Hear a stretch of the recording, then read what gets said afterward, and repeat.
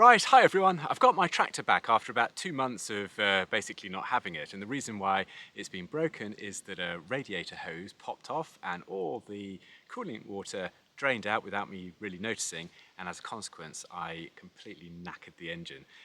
Piston rings sort of melted or whatever, scored the inside of the cylinders, so I had to have it rebored and everything like that. But anyway, I've got it all back up and working again after a rather expensive bill. So because it's summer, lots of jobs have been put off until now. And one job is to get this field, which is the hay field that we did last year, back into a sort of fit state. And we've really not touched this field at all. The sheep have sort of attempted to do something on it, but not much really. And so what it is now full of is thistles which have been killed off, molehills, anthills, all sorts of things that really need to be leveled off. Now, before, I've normally done it with the topper mower, which is basically just like a massive, great big lawn mower with a spinning blade inside. But that will struggle on land like this now because the molehills and especially anthills make topping fields like this particularly difficult. The blades essentially hit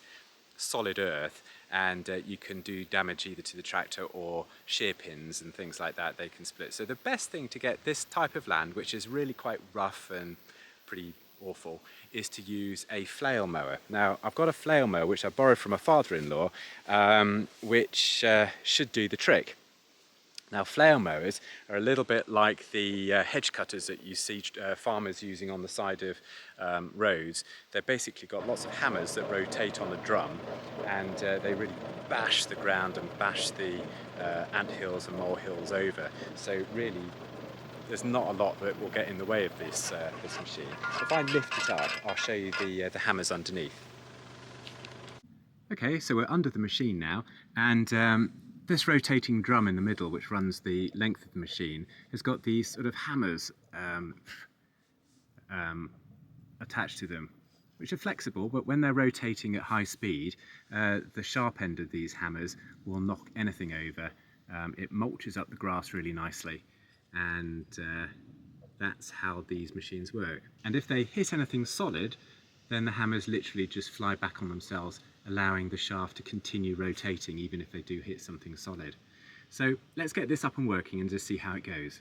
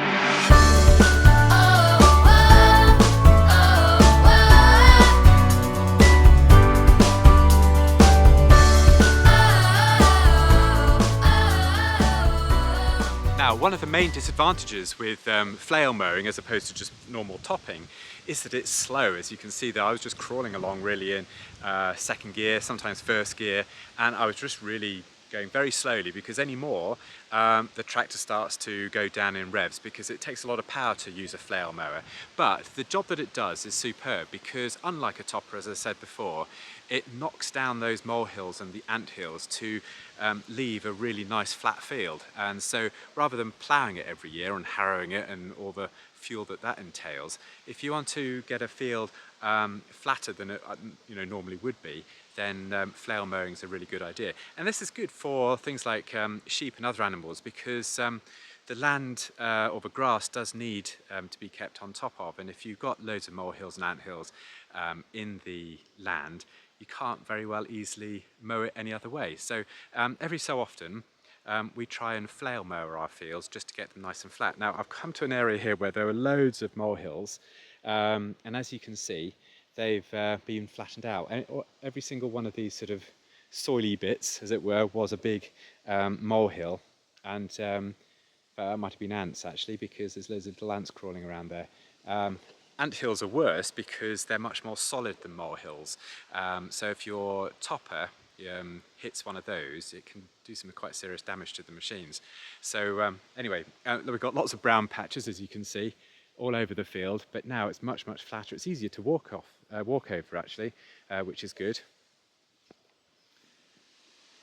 So that's it. It took about 2 hours to do the whole field, and this field is probably, I'd say, just over 1.5 acres, maybe 2 acres at a push. So it's not quick work, flail mowing, but it does do a really nice job after you finished it. So anyway, that's it for this video. I hope you've enjoyed it. If you had, hit that subscribe button, and I'm posting a video. I'm trying to post every sort of couple of weeks or so or thereabouts, and you'll get updates on everything else that we do on our small holding here. So until the next video, I hope you've enjoyed it, but bye for now.